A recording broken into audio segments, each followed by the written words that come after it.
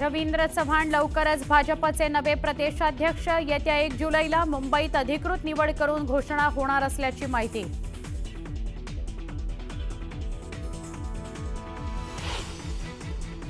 महाराष्ट्रात हिंदीची नाही तर मराठीची सक्ती, त्रिभाषा धोरणाचा अहवाल ठाकरे सरकारच्या काळातला, मुख्यमंत्री देवेंद्र फडणवीस यांनी केलं स्पष्ट।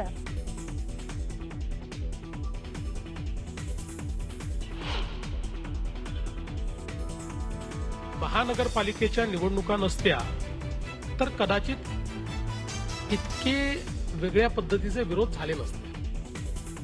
त्रिभाषा धोरणाविरोधातील ठाकरे बंधूंच्या मोर्चावर मुख्यमंत्री देवेंद्र फडणवीस यांचा टोला।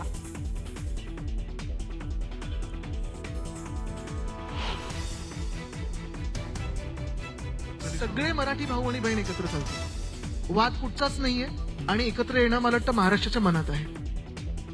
ठाकरे बंधू एकत्र येण्यावर ज्युनियर ठाकरेंचं सूचक विधान, महाराष्ट्राच्या मनात तेच होईल, महाराष्ट्राच्या मनात तेच होईल। न्यूज 18 लोकमतच्या समृद्ध महाराष्ट्र या विशेष कार्यक्रमात आदित्य ठाकरेंचं सूचक विधान।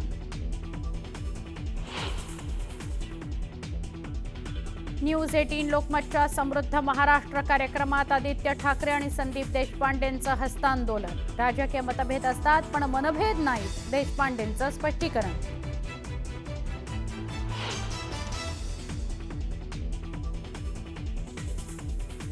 पीओपी गणेश मूर्तींच्या विसर्जनासंदर्भात दीर्घकालीन आणि पर्यावरणपूरक धोरण तयार करा, मुख्यमंत्री देवेंद्र फडणवीस यांचे आदेश।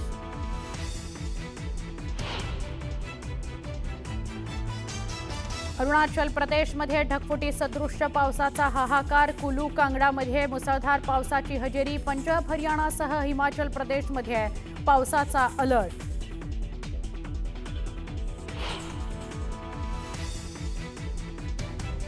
अभिनेत्री शेफाली जरीवालचं हृदयविकाराच्या झटक्यानं निधन, वयाच्या 42व्या वर्षी घेतला अखेरचा श्वास।